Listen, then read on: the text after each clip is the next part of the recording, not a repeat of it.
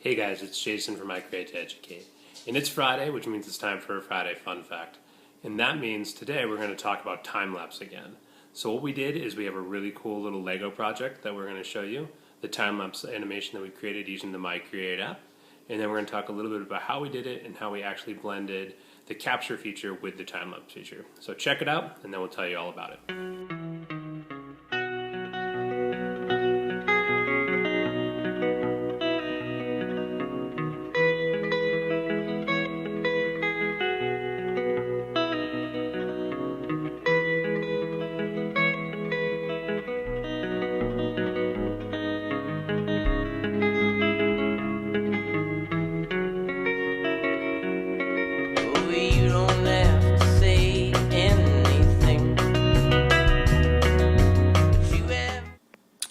Okay, so you got to see the video, and here is the myCreate screen on the iPad app. So we're going to walk you through this really quickly.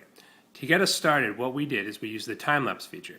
So if you reach right over here and you see capture and time-lapse, if you tap on the time-lapse, you'll get to this screen. At that point in time, you can set the interval, and you can also set the duration.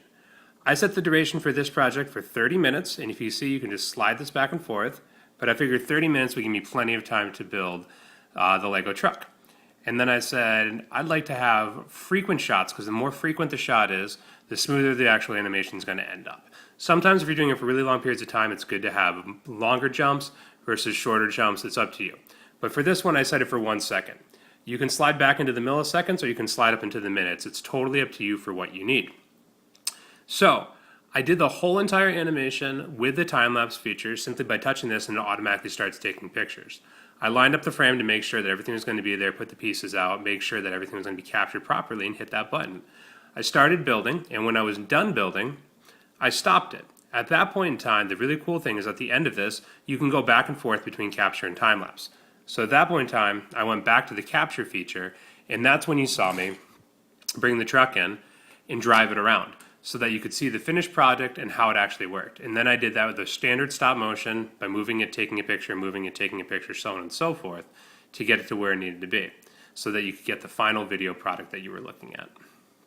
Well, I'm Jason. That's your Friday Fun Fact. I hope it's helpful. Stay creative and have a great weekend. Bye.